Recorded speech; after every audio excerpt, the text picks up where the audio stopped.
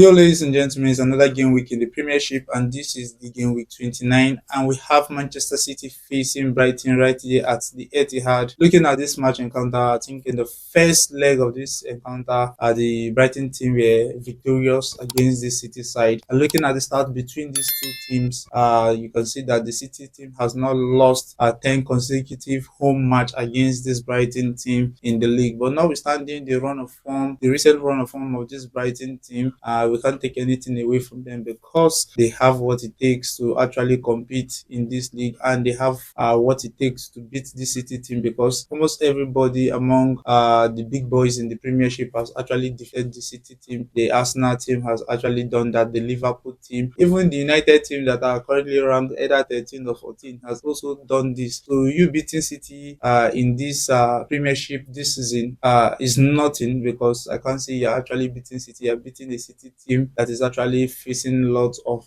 crisis at the moment. And looking at the start as well, I think this is the biggest amount of loss that Guardiola has actually have in his career, by losing about 9 matches in a league game competition. So this is very huge in terms of loss for the manager. I don't know at the end of 90 minutes if the City team has what it takes to obtain the necessary results, or they might actually lose this particular match encounter. Looking at another match, we'll be seeing another Manchester brother, which is the Manchester United team against the Leicester City team as well. And this will be a Amorim versus Roy Van Nistelrooy team as well. And we don't expect anything less from the United team. I think they have been performing well for their last a few matches. I think about their last 5 matches, they have been performing perfectly well, and not taking anything away from the United team. They have what it takes, okay, to actually defeat this Leicester City team based on paper, though. But looking at the start of this Leicester City team, they have lost about 12 matches out of their last 13 matches in the league, and in their last 8, I think they haven't scored any goal in their last 8 in this particular Premiership competition. So I give it to the United team. There is no need to analyze too much on this. I think they have what it takes to obtain the necessary result against this Leicester City team as well. And looking at the match between Fulham and Tottenham Hotspur as well,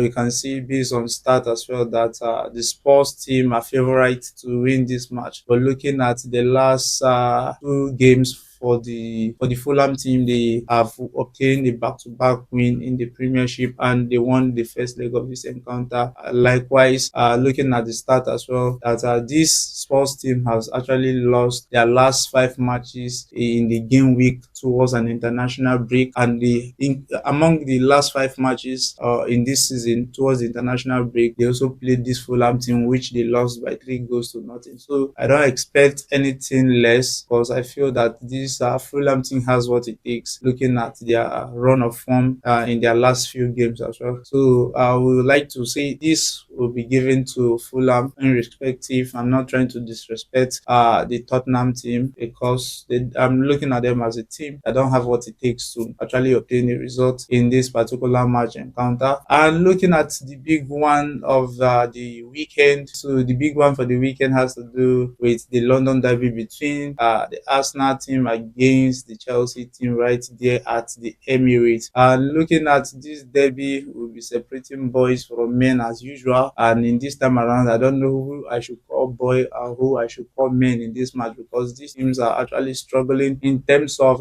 obtaining results and their run of forms as well. Looking at the Arsenal team, they don't have any firepower in terms of the point man position, the striking role. There's no one there. Likewise, the Chelsea team, who has is it Kukuruku? Is it Nkuku, or what do you call him? I can't actually place a name to that. So looking at this Chelsea team as well, that has a Kopama that has created over 40 something chances from December 10th till now, over 40 plus chances, and the Chelsea team are also struggling. So I feel that this Chelsea team and this Arsenal team, there's nothing to actually analyze here, because this is a derby match. Anything can still happen, notwithstanding Arsenal losing another derby match against West Ham, which was their last Premier League match, and not taking anything away from the Arsenal team as well. I think based on start as well, the Arsenal team has not lost any back-to-back derby matches, funny enough. But this is football, anything can happen, and let the best man 1 win, but we always rep the badge. We feel that we have what it takes to do the needful in the derby match, and we have to maintain our steeze and composure by obtaining the necessary result at the end of 90 minutes. A big shout out to all Arsenal fans